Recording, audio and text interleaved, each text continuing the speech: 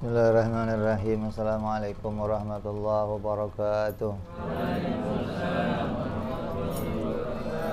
Al-Fatihah ila ruhi Sayyidina Habibina Syafi'ina Rasulillah Sayyidina Muhammad ibn Abdullah sallallahu alaihi wa ala alihi wa sahbihi wa azwajihi wa dhurriyyatihi.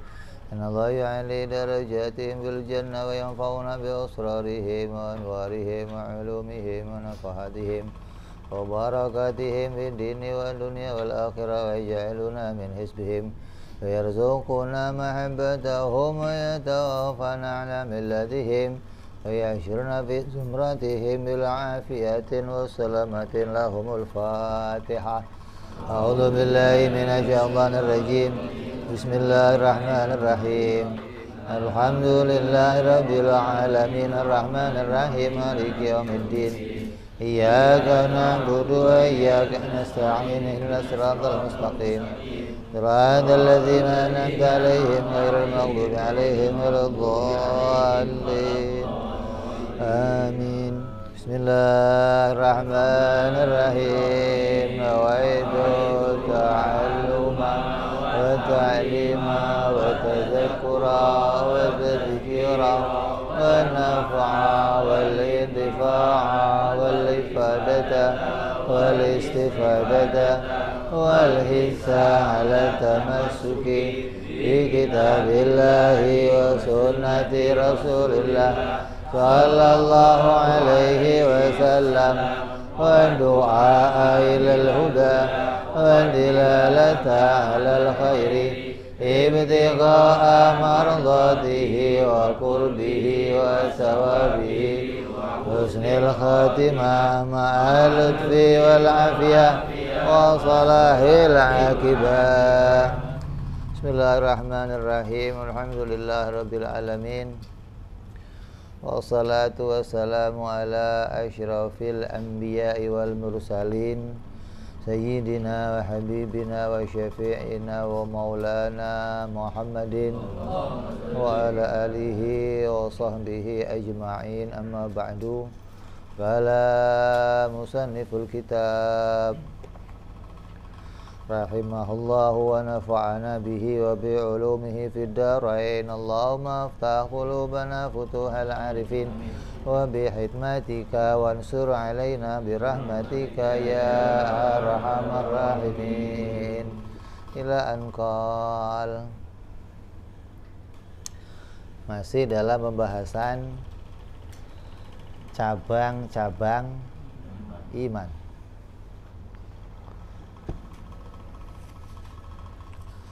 Syu'batul iman. Yang keberapa kemarin? Hah? 8 udah.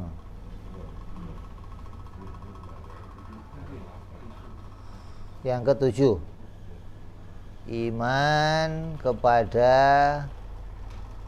qadar, kepada qadha dan qadar. Maksudnya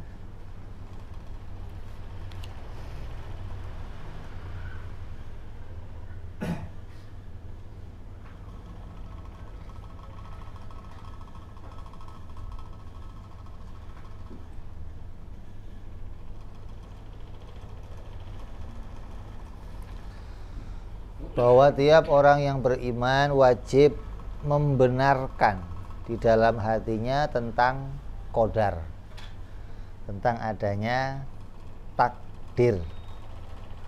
Maksudnya meyakini bahwa semua perbuatan dan kondisi seorang hamba seperti rezeki, ajal, keberuntungan, kecelakaan, semuanya itu berdasarkan ketetapan Allah yang azali. Jadi wajib tiap orang yang mukmin hatinya membenarkan ini ada dalam ketentuan Allah, ada dalam ketetapan Allah. Apabila kita mengingkari ini, maka kita mengingkari salah satu dari perkara yang harus kita imani. Maka di antara mereka yang mengingkari ini siapa? Kelompok orang-orang Qadariyah yang mengatakan nggak ada takdir. Semua tergantung usaha kita. Seberapa kuat usaha kita, maka di situ akan sampai pada keberhasilan, sampai dikatakan manjada wajada. Siapa yang bersungguh-sungguh, maka dia akan dapat. Maka kita harus hati-hati, jangan sampai kita menjadi bagian dari orang-orang yang mengingkari takdir atau ketentuan dari Allah Subhanahu wa ta'ala. Angin yang bertiup kencang itu menerpa pohon-pohon, itu menguji kekuatan akar si pohon. Seberapa kuat akarnya pohon. Kalau akarnya nggak kuat, ambruk, ya, ya, pohon kelapa. Kita diuji sama Allah demikian. Ujian yang datang kepada kita itu menguji seberapa kuat akar akidah kita. Ketika ujian-ujian menerpa kita, kita nggak kuat menerimanya, maka akan copot akidah kita, akan ingkar kita pada akidah. Diuji fakir nggak kuat, diuji sakit nggak kuat, diuji bangkrut nggak kuat. Ketika nggak kuat ini larinya kemana? Nyupang. Itu yang tercabut apanya? Imannya, akidahnya. Fisiknya kalau nggak kuat paling bonyok, paling bosok, paling mati, selesai. Yang penting akidah jangan sampai tercabut, akidah jangan sampai tergeser, gitu loh. Jadi seberapa besar pun ujian yang kita terima, upayakan akidah tetap tertancap kuat dalam hati kita, jangan sampai tergeser di dalam keimanan kepada Allah Subhanahu wa ta'ala. Jadi seberapa kuat usaha kita tidak akan bisa mengalahkan takdir. Sekuat apapun usaha kamu nggak akan bisa melawan takdir. Imam Ghazali radhiyallahu an pernah ditanya, wahai Imam, kalau saya usaha setiap hari, pagi, sore, saya tambah dari yang biasanya, kira-kira rezeki saya nambah enggak? Imam Ghazali, enggak nambah. Lah kalau saya males-malesan usaha, yang biasa saya keluar, saya enggak keluar, apa bisa ngurangi rezeki saya? Ya enggak kurang. Artinya usaha kamu yang kamu tambah yang enggak akan menambahkan apa yang telah ditakdirkan Allah. Usaha kamu kurangi juga enggak akan mengurangi apa yang telah ditakdirkan oleh Allah Subhanahu wa ta'ala. Jadi kita harus menerima bahwa segala yang terjadi pada kita, sekecil apapun itu, ini atas ketentuan Allah Subhanahu wa ta'ala. Quran mengatakan, wallahu khalaqakum wa ma ta'malun. Allah yang menciptakan kalian dan menciptakan amal atau perbuatan yang ada pada diri kalian. Jadi wujud kita diciptakan Allah, amal perbuatan kita juga ditolong oleh Allah. Jadi kalau ada orang kok rezekinya banyak, anaknya banyak, perusahaannya banyak, istrinya banyak, emang rezekinya lagi baik, lagi lo jangan protes. Udah biar main lagi beruntung.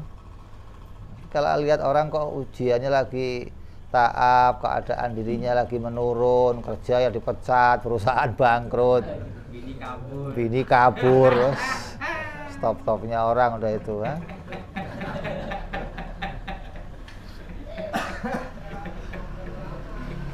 Maka seberat apapun, resepnya apa?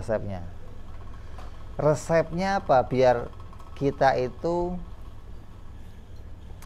tidak kehilangan kontrol, nggak kehilangan kendali dalam perjalanan ini. Badai apapun tetap kita punya navigasinya, tetap lurus begitu loh. Nggak arahnya itu mencang-mencang balik, kena angin sono ke sono. Tetap kembalinya saya diciptakan untuk ibadah. Itu kuncinya. Itu resep untuk menghilangkan segala macam kesusahan kita. Kamu lagi galau, itu resepnya. Kamu lagi bangkrut, itu resepnya. Kamu lagi itu resepnya. Hingga ketika kita membaca resep itu kembali kepada relnya. Berarti ini yang kesusahan ini bukan permasalahan, begitu loh. Kenapa? Karena tujuan saya ini, walaupun nggak ada ini semua, ini harus jalan terus, begitu loh. Walaupun nggak ada bini, nggak ada perusahaan, nggak ada kerjaan, ini jalan nggak terus. Bini nggak ada, perusahaan ibadah juga enggak ya, belangsak. Mau kemana lagi jalannya terus? Kalau sudah ibadah juga enggak, ya sudah rusak semua berarti. Jadi tujuannya harus, saya punya tujuan utama. Hingga itu jadikan sebagai kata kunci gitu loh. Ketika kita berada dalam suatu keadaan yang keluar rel, kembali ke relnya, saya diciptakan untuk ibadah. Ini rel kita nih. Mau pakai modal apa, mau nggak pakai modal, mau bersama dengan siapa, ini tujuan kita. Hingga kamu nggak akan pernah keluar dari rel ketika berpegang kepada tujuan tersebut. Ya nggak pernah punya musuh kamu kalau begitu. Lah memusuhan sama siapa? Wong tujuannya mau ibadah. Sono musuhin kamu sini, kamu nggak ada urusan. Saya nggak diciptakan bukan untuk musuhan, diciptakan bukan untuk maki-maki orang, diciptakan bukan untuk berantem, diciptakan bukan untuk, saya diciptakan untuk ibadah kepada Allah. Adapun kok ada tambahannya begini, itu namanya bonus yang kamu peroleh, tambahan dari apa yang Allah berikan dari tujuan utama kita. Jadi tujuan hidup kita untuk ibadah, bukan tujuan Allah bikin, bukan, jangan salah ini.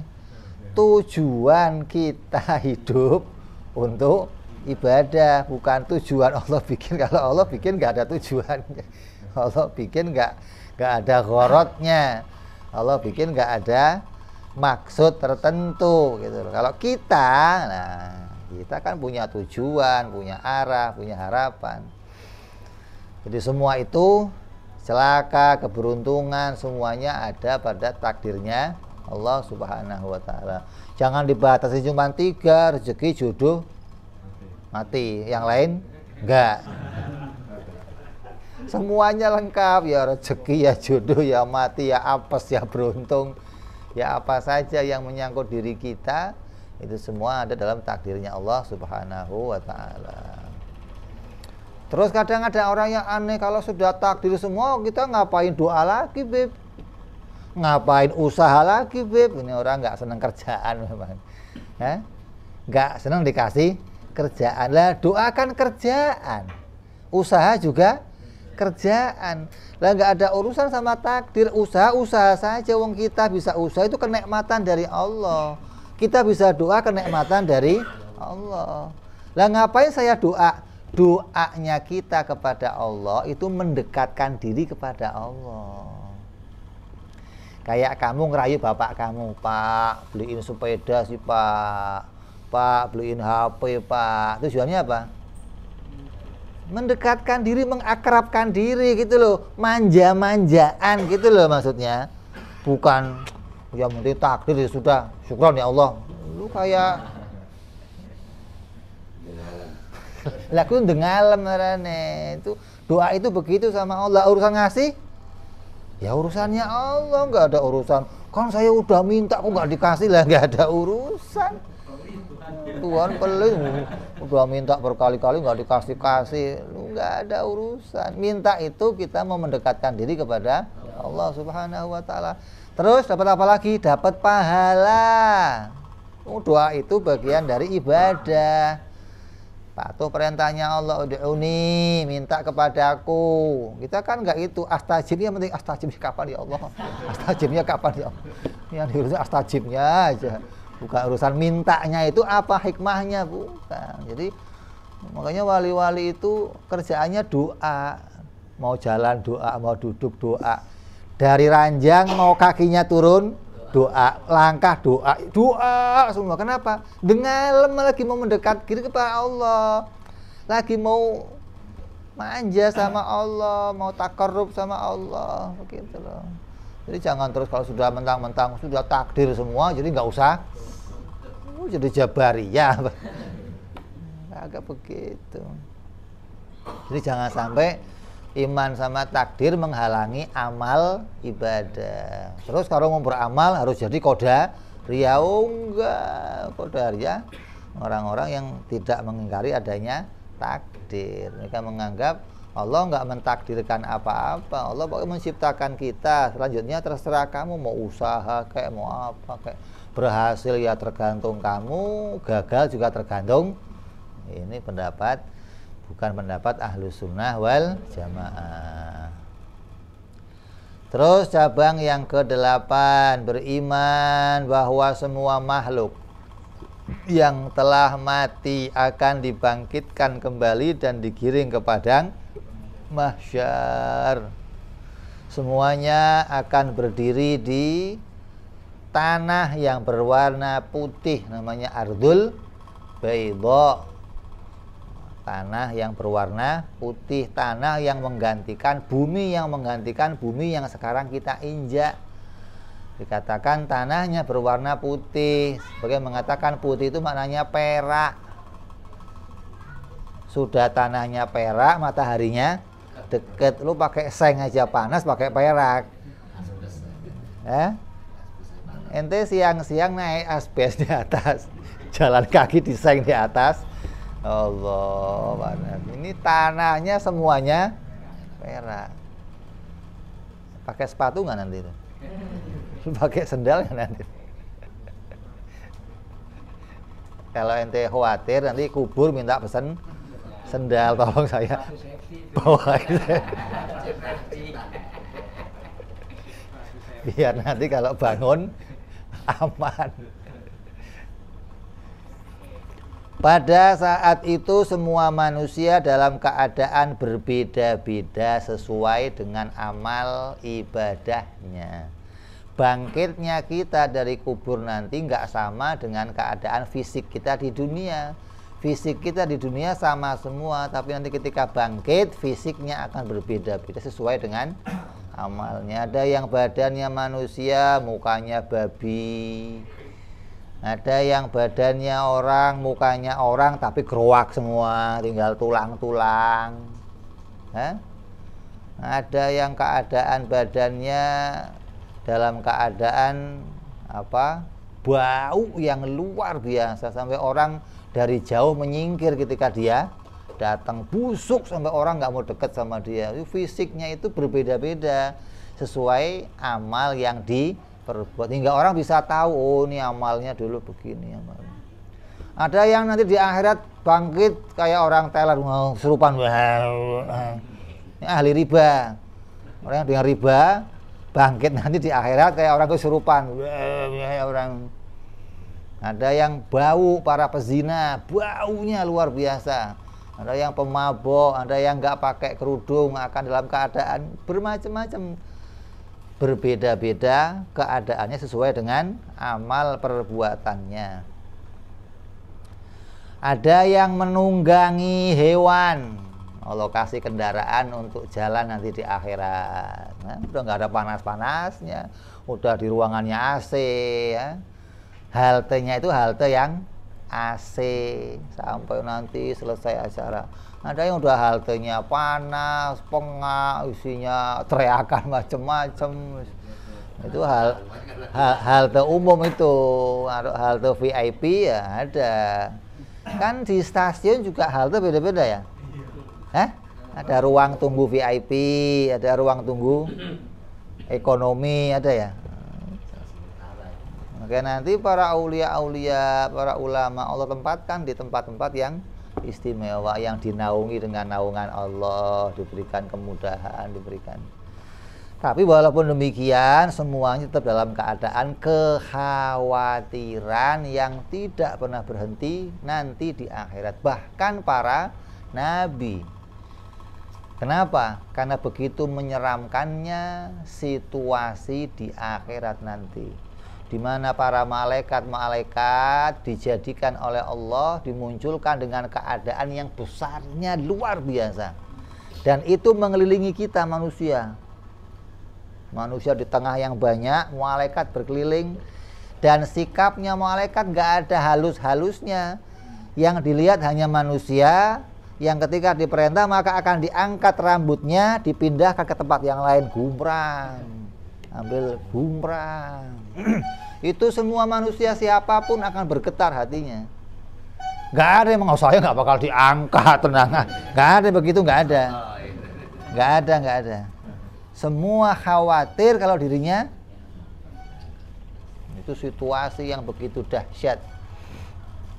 Maka ini harus kita imani, hati kita harus membenarkan tentang keadaan pada masa tersebut.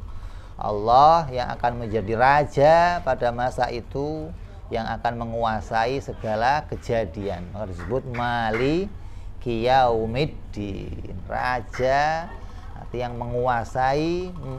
menguasai keadaan persidangan pada masa itu.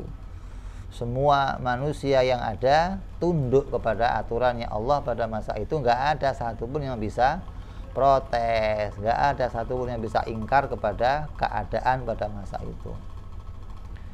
Ada yang jalan kaki, ada yang merangkak, ada yang berenang sampai dirinya dipenuhi oleh keringatnya sendiri. Ada yang keringatnya sampai lutut, ada yang keringatnya sampai leher. Kalau keadaan tiap orang itu bersambung dengan orang lain, lah kalau kamu tenggelam saya juga tenggelam dong harusnya, rata. Ini kamu tenggelam saya enggak, klub tenggelam. Sampingnya tenang-tenang aja, tenggelam sendiri. Jadi keadaannya enggak berpengaruh sama yang lain. Kamu punya amal ya bawa amal kamu sendiri. Yang lain punya amal ya kena amal sendiri, enggak terus ngembet-ngembet ke amal yang lain, enggak ada. Jadi ada orang yang tenggelam ya tenggelam sendiri, yang teriak-teriak sendiri, yang ini semua bawa nasibnya masing-masing. Semua khawatir dengan kepastian apakah dia akan termasuk orang-orang yang dimasukkan ke surga atau dimasukkan ke neraka. Ini keadaan di padang mahsyar yang begitu dahsyat selama 1000 tahun. 1000 tahun ini nggak tahu 1000 tahun akhirat atau 1000 tahun dunia. Jadi jangan kamu anggap, oh mau nanti kan apa mati langsung surga, asik banget mati langsung surga. Itu ceritanya masih panjang. Ya Allah, belum di padang mahsyar 1000 tahun, di tempat hisab, di Sirat. Ini masih panjang ya Allah. Jadi hidup di dunia yang 100 tahun itu ibarat main game setengah jam maksudnya. Main game setengah jam, yang sehari ini urusan di akhirat. Mainnya di dunia cuman setengah jam, seharinya di akhirat nungguin hisab, nungguin ini. Maghrib baru masuk surga nanti. Dari pagi ini ukuran pagi ke maghrib aja lah gitu. Setengah jam di dunia, lebihnya berapa jam? Itu urusan akhirat. Jadi jangan dikira perjalanan hidup manusia itu singkat. Hidup, lahir, mati, surga. Ya Allah, asik banget kayaknya.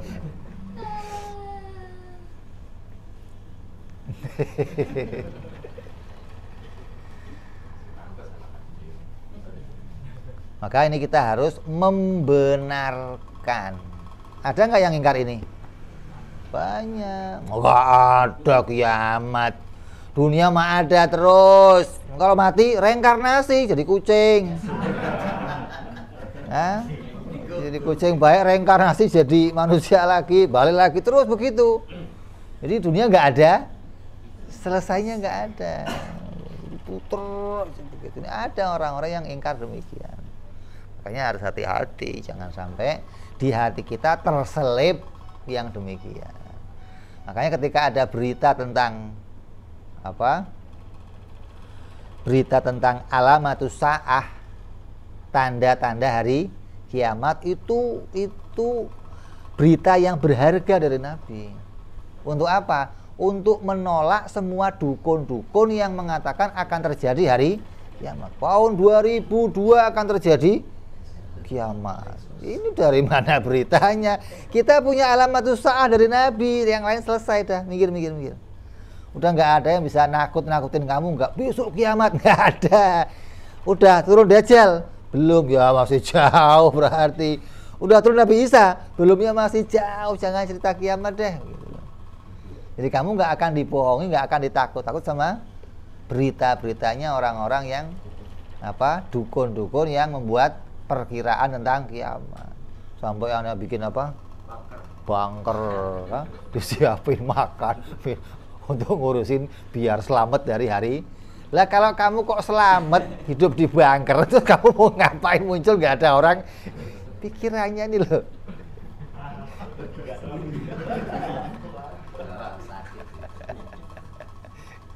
Dipikir berarti saya akan jadi manusia yang pertama lagi, awal lagi, ulang lagi maksudnya.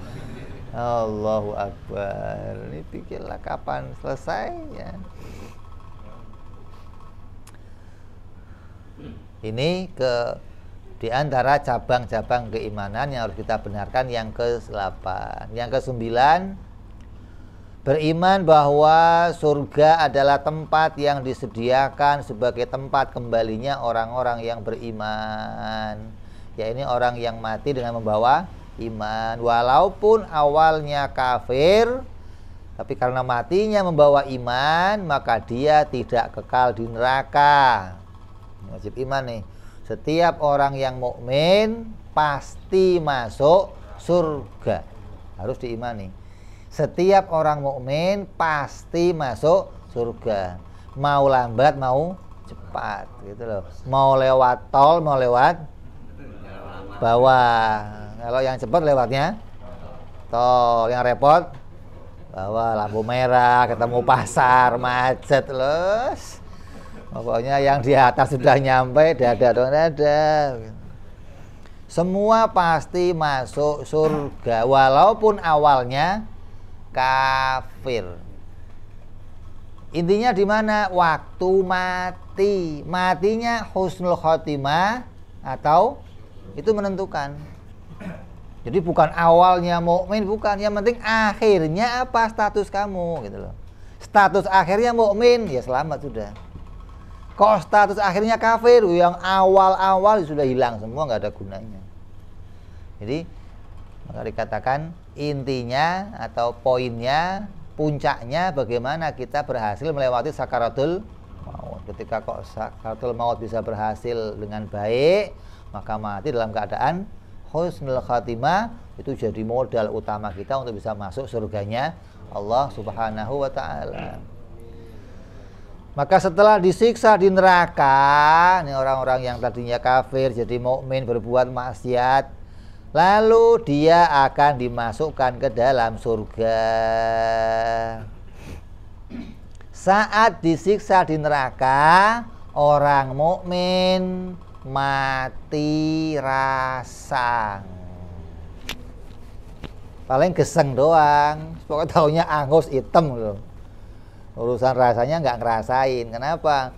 Lapar nggak ngerasain, haus nggak ngerasain. Sebelumnya minum telaganya Rasulullah Sallallahu Alaihi Wasallam. Maka dikatakan telaganya Rasulullah itu berada sebelum sirat, sebelum jembatan. Maka untuk apa hikmahnya? Agar orang-orang yang mau masuk neraka siap-siap tuh minum tuh. Ada modal untuk selamat dari api neraka.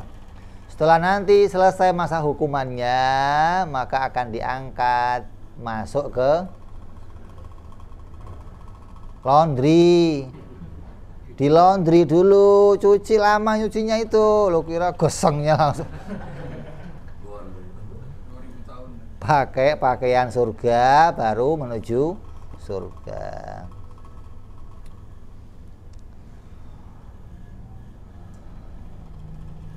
Maka orang-orang mukmin yang di dalam neraka seperti halnya orang yang sedang tidur. Setelah selesai masa siksaan yang ditentukan, maka dia dibangunkan dan akan masuk ke dalam surganya Allah Subhanahu wa ta'ala. Adapun neraka adalah tempat kembalinya orang-orang kafir, yaitu orang-orang yang mati dalam keadaan kafir walaupun awalnya beriman. Batasan iman dan kafir ditentukan saat hari kematian. Ada orang-orang yang awalnya digiring oleh Allah masuk ke dalam surga, dibawa ke depan surga, malaikat diperintah membawa mereka. Setelah di depan surga, mereka mencium baunya surga, lihat gedung-gedungnya surga, lihat bidadari surga. Maka disetop oleh malaikat, kata Allah, bawa kembali. Mereka nggak punya jatah di surga. Begitu kembali menghadap kepada Allah, nangis depan Allah, ya Allah, kalau saya mau dimasukin neraka dari tadi masuk aja langsung ya Allah, jangan lihat surga dulu ya Allah, ini saya udah lihat surga ya Allah, aduh deg-degan saya. Apa kata Allah? Sengaja saya tunjukin biar kamu tambah nyesel, biar tambah nyesek kamu. Kenapa? Karena kamu di dunia nggak pernah takut sama saya. Kamu takutnya sama orang, nggak maksiat kalau ada orang, taatnya kalau ada orang. Nah, sekarang, mikir. Nggak ada jatah kamu di surga, nggak ada. Ibadah kamu karena orang, kamu nggak maksiat gara-gara ada orang. Kalau sendirian, kamu maksiat, nggak takut sama saya, takutnya sama orang. Nah, mikir. Ini bagian dari kesyirikan. Hati-hati nih. Makanya orang-orang yang ahli tasawuf, orang-orang yang sampai kepada menjaga tazkiyatun nufus, berusaha membersihkan hatinya, ada dua kelompok orang yang sama-sama minta dijauhkan dari kemaksiatan. Doanya Allahumma astur aurati wa amin rawati. Allahumma astur aurati, ya Allah tutupilah aibku ya Allah. Doanya sama Allah, ya Allah tutupi aibku, tutupi kemaksiatanku. Ada yang tujuannya doa ditutupi kemaksiatan, tujuannya biar dia tetap maksiat tapi orang nggak tahu. Ini rahasia nih. Ya Allah, maksiat tetap jalan ya Allah, tapi jangan ada yang tahu. Ininya begini, yang nanti akan diajukan ke surga, balik lagi, pindah neraka. Ada orang yang Allah mastur aurati, tujuannya ya Allah, jangan munculkan keinginan maksiat di hatiku ya Allah. Jaga hatiku dari keinginan untuk maksiat. Bukan tetap maksiat tapi jangan ada yang tahu. Ini beda nih. Ini sama-sama minta lindungin dari kemaksiatan, tapi yang satu pingin dihilangkan kemauan untuk maksiat. Ya Allah, saya ahli zina ya Allah. Pok jangan dikasih keinginan untuk zina lagi ya Allah. Yang satu ya Allah, zina biar nggak tahu orang ya Allah. Ini ada dua kelompok ya. Bagian dari kesyirikan, syirik yang khaufi diantaranya tadi, dia tetap ngelakuin maksiat tapi harapannya nggak ada orang yang tahu. Jadi jangan sampai kita melangkah kepada syirik khaufi, artinya yang ditakuti selain Allah, begitu loh. Yang diharapkan dia mendapat kemuliaan datang dari selain Allah. Kalau orang tahu saya maksiat, waduh, bisa berabe saya ini. Nggak mendapat kehormatan, nggak mendapat kemuliaan lagi ya. Jatah-jatah yang bulanan bisa selesai habis gara-gara. Jadi hati-hati nih. Ya. Jadi kita iman bahwa surga adalah tempat kembalinya orang-orang yang beriman. Al-jannatu limanit taqwa. Surga itu bagi orang-orang yang bertakwa. Adapun neraka maka diletakkan oleh Allah untuk orang-orang yang kafir. Terus yang ke-10 di antara cabang-cabangnya iman adalah wajib di hati kita cinta kepada Allah Subhanahu wa ta'ala. Ini cinta ini cabangnya iman. Cinta kepada Allah bagian dari cabangnya iman. Nah, kalau kehilangan cinta atau nggak punya cinta, nggak pernah ngurusin cinta, berarti salah satu cabang iman kamu terputus, nggak ada. Jadi di hati kita harus punya rasa cinta kepada Allah. Tandanya orang cinta kepada Allah bagaimana? Tandanya cinta kepada Allah, dia cinta Al-Quran, cinta berita dari Allah, cinta kalamnya Allah, begitu loh. Sudah baca Quran seneng, ya Allah. Kenapa? Kayak ini kalamnya Allah, ngobrol sama Allah, dapat berita dari Allah, asik. Cinta kepada Allah ditandai apa? Cinta kepada Allah di antara tandanya adalah cinta pula kepada Rasulullah sallallahu alaihi wasallam. In kuntum tuhibbunallah fattabi'uni. Kalau kamu menjadi orang-orang yang cinta kepada Allah, maka ikutilah aku. Tanda cintanya orang sama Rasulullah bagaimana? Senang kepada hadisnya Rasulullah sallallahu alaihi wasallam, senang kepada riwayat sirahnya Rasulullah sallallahu alaihi wasallam, baca kisah bagaimana perjuangan Rasulullah dakwah gimana, sikapnya bagaimana, aktivitasnya, itu senang dia. Maka itu tandanya dia cinta sama Rasulullah sallallahu alaihi wasallam. Lah tandanya orang itu cinta sama sunnah Rasulullah bagaimana? Cinta sama akhirat. Tandanya orang cinta sama Rasulullah adalah orang itu di pikirannya tahu kalau saya mati, saya harus punya juru selamat. Juru selamat saya hanya Rasulullah sallallahu alaihi wasallam. Tandanya cinta kepada akhirat bagaimana? Benci kepada dunia. Ini nggak bisa kumpul nih.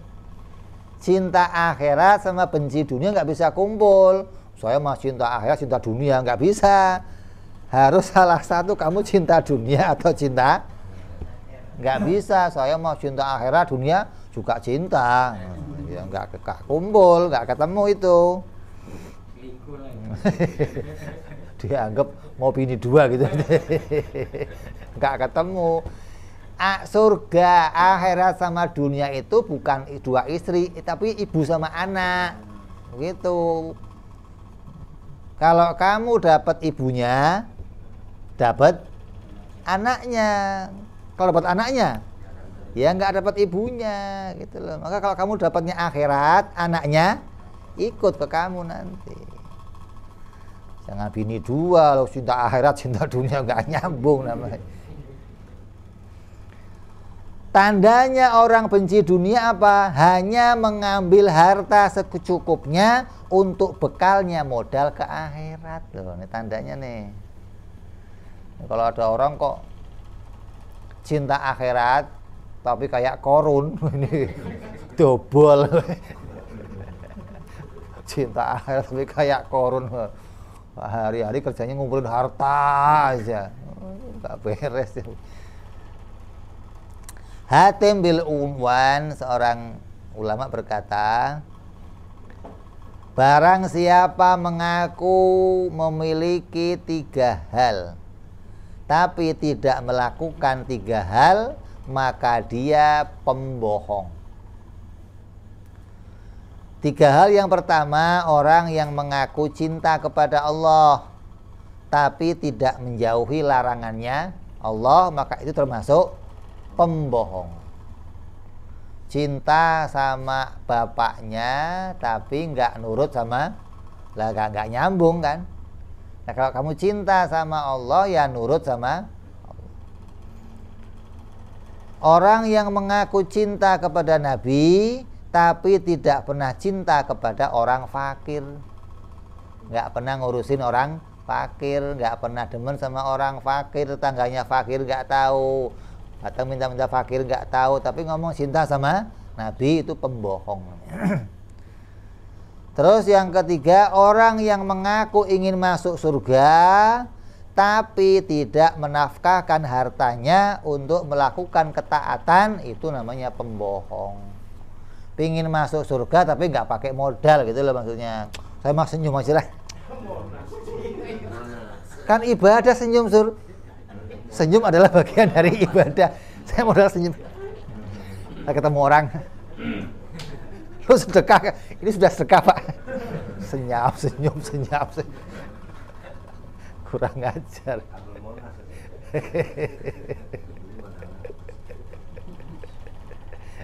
Jadi ini cirinya maksudnya.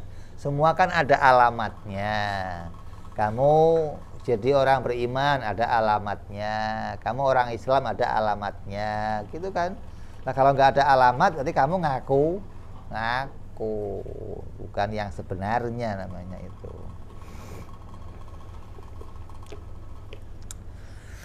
Itu apa? Cabang iman yang ke-10.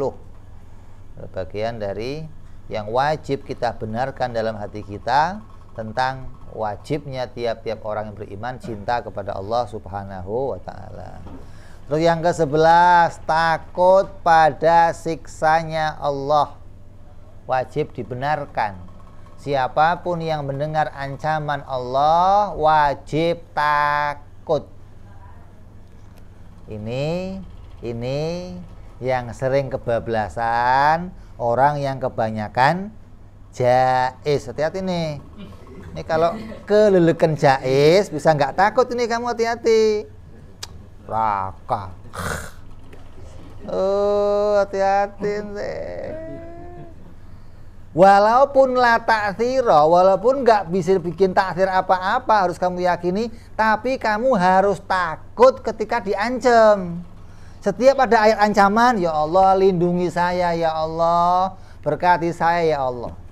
Setiap ada ayat ancaman, jangan dilewati aja. Nggak jais ini mah, la ta'thira, nggak ada oh, hati-hati deh.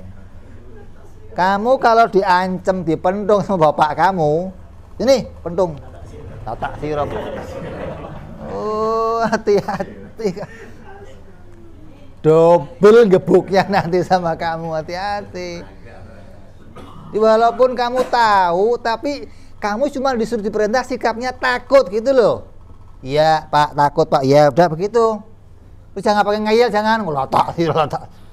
Ini kalau kebanyakan jais begini jadinya. Ini jais perlu ngerti jais, tapi yang seimbang maksudnya. Tahu statusnya bagaimana haknya makhluk, tahu bagaimana ancamannya Allah, tahu bagaimana janjinya Allah. Saya mau ikhlas, Bib. Terus nggak takut neraka, nggak pingin belagu loh. Orang itu pakai tahap, nggak bisa loncat ke atas, nggak bisa. Tahap kita itu pertama ibadah, cinta sama surga. Tahap kedua ibadahnya takut sama neraka.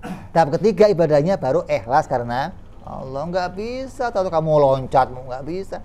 Pakai tahapan ibadah. Kenapa? Karena itu sudah jadi jiwanya atau nuraninya manusia. Setiap ibadah punya tujuan yang dia cintai, apa? Surga. Ibadah ada yang dia takuti, apa? Neraka. Kamu harus takut sama ancaman Allah kepada api neraka. Kalau sampai kita anggap itu hal yang sepele, kita anggap itu, hati-hati ya. Jadi walaupun kamu ngerti la ta'thira, tapi harus tetap ada rasa takut. Apa alamat rasa takut? Satu, menjauhi larangannya Allah. Yang kedua, berlindung kepada Allah dari setiap siksaannya. Tiap ada ayat akan dimasukkan neraka orang-orang, ya Allah, aku berlindung, ya Allah, mudah-mudahan selamat, ya Allah. Jangan, kok enteng, nggak berasa inilah, nggak, tengil namanya begitu. Ngeselin orang, malaikat lihat dia kesel. Itu malaikat gebuknya Allah, nggak tanggung-tanggung. Bisa.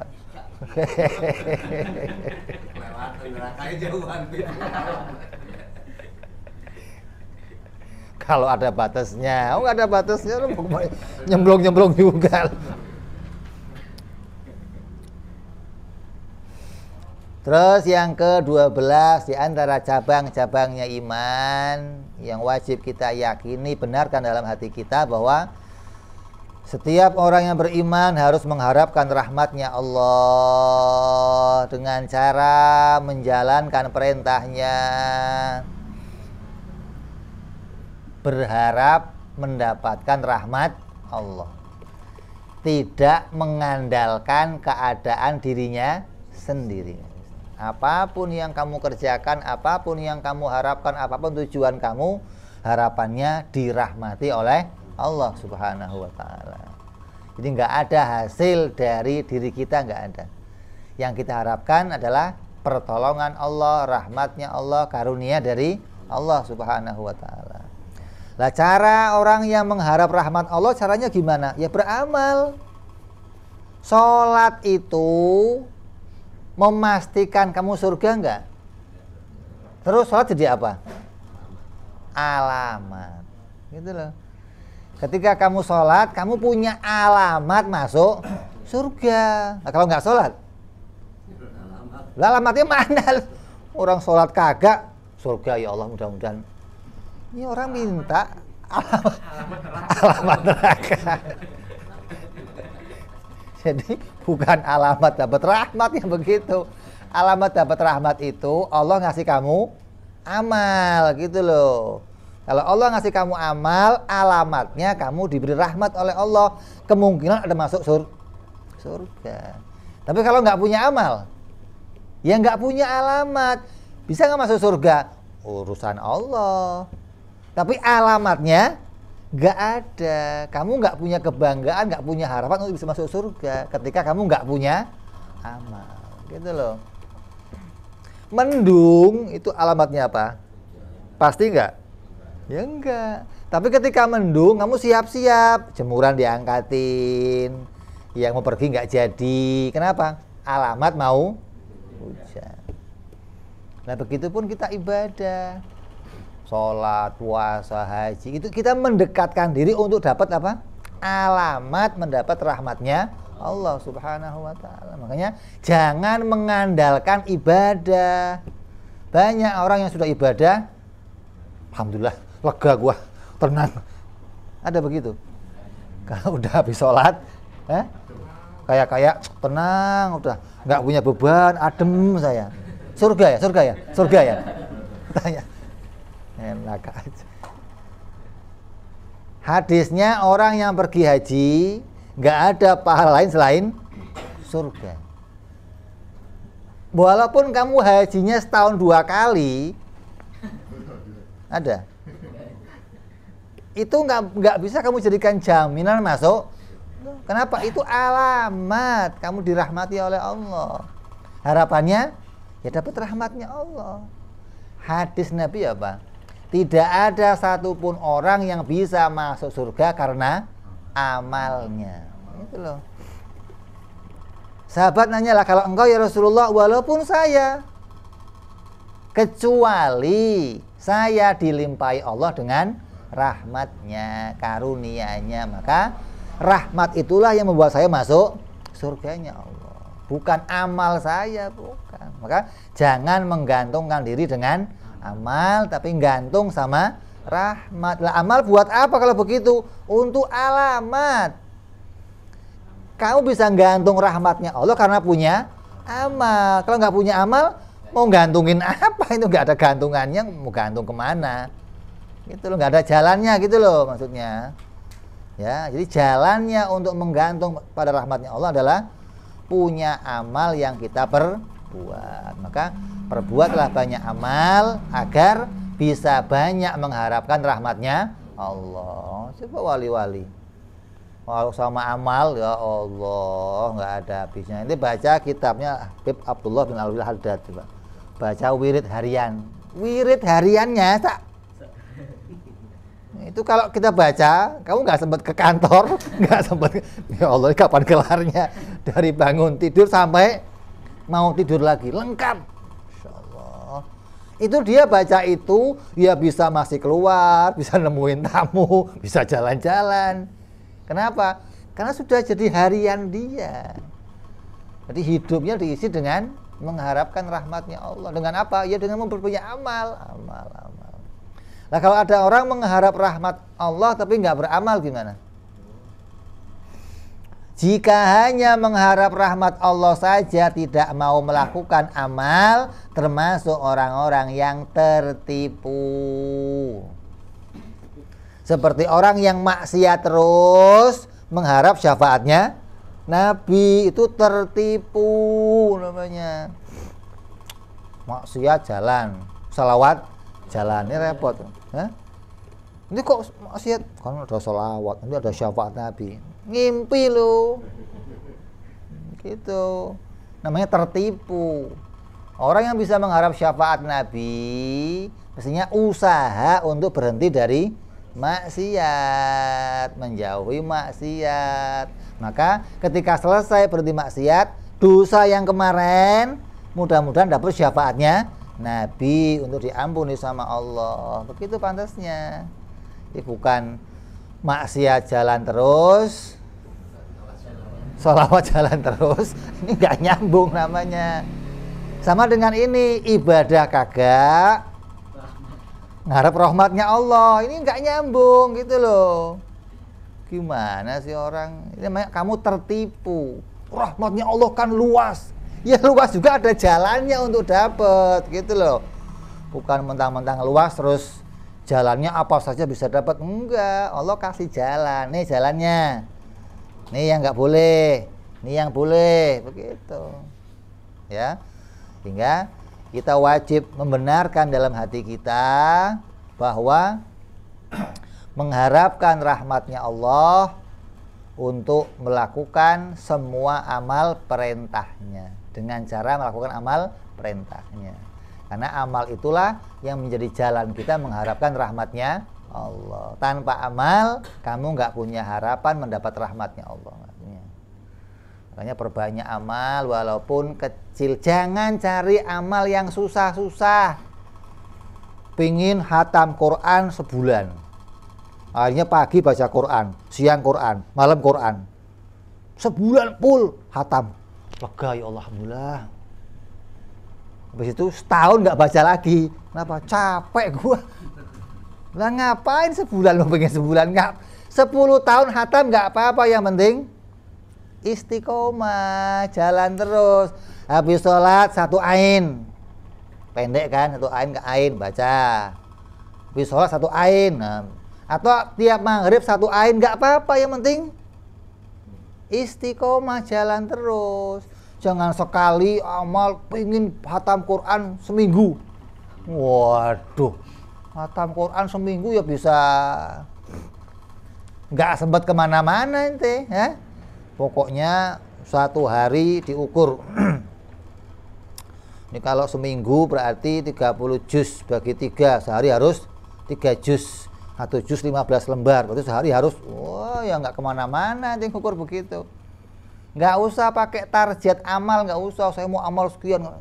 Yang paling ringan bagi kamu kerjakan tapi istiqomah. Yang paling ringan, nggak usah yang berat-berat, nggak usah. Kamu nggak diperintah amal yang berat, enggak. Kamu diperintah beramal apa saja untuk mengharap rahmatnya, walaupun kecil, walaupun sedikit, walaupun ringan, tapi terus jalannya. Jangan sekali banyak habis itu berhenti, nggak amal lagi, ya percuma. Puasa, pengen puasa Senin Kemis, enggak, saya maunya Daud aja lah. Daud lagi yang repot. Setahun begitu, sebulan puasa, capek gue puasa. Ngapain begitu loh. Jadi nggak usah maksain diri untuk amal yang hebat, yang baik. Kalau nanti amal itu akan kamu gantungin doang, gitu loh. Oh saya udah pernah baca ini, stamin, aman pokoknya. Nggak ada. puncaknya pada akhirnya, bukan awalnya. Sekarang bukan awal, ini untuk istiqomah kamu sampai kepada akhir gitu loh.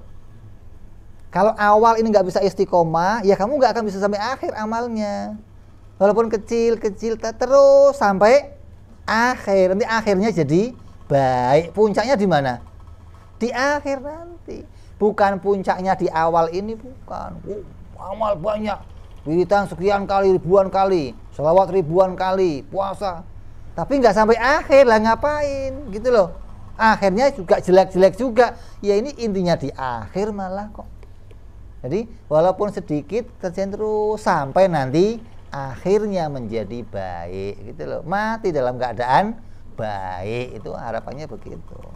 Hingga kita bisa mendapatkan, mengharapkan rahmatnya Allah Subhanahu wa ta'ala. Mudah-mudahan yang hadir semuanya senantiasa dalam limpahan rahmat Allah, karunia Allah, kebaikan dari Allah, lindungan dari Allah, hingga kita bisa terus beriman kepada Allah, menjaga ketaatan, menjaga ibadah, menjauhi larangan Allah, menjauhi maksiat Allah, hingga kita bisa sampai pada husnul khatimah selama di dunia sampai di akhirat. Amin ya rabbal ala hadhihi niyya wa ala niyatin shalah wa ila hadratin nabi al-fatihah. A'udzu billahi minasy syaithanir rajim.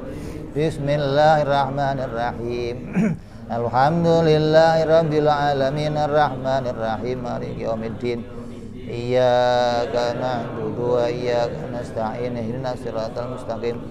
Siratal ladzina an'amta 'alaihim ghairil maghdubi 'alaihim waladdallin. Amin. Ya Rabbana tarabna bi'anana katarabna wa anana asrabna ala ladha ashrafna fatub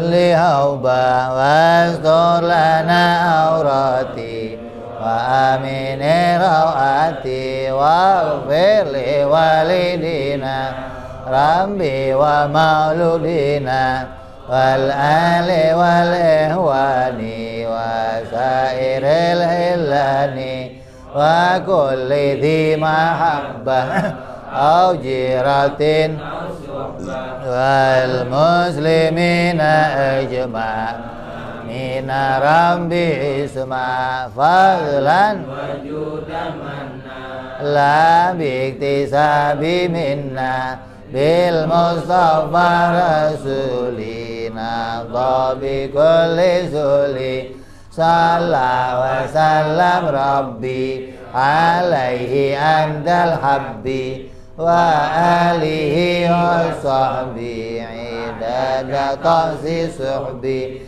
walhamdulil ilahi fil badi wa tanahi subhana rabbika rabbil izzati amma yasifun salamun al mursalin walhamdulillahi rabbil alamin. Assalamualaikum warahmatullahi wabarakatuh.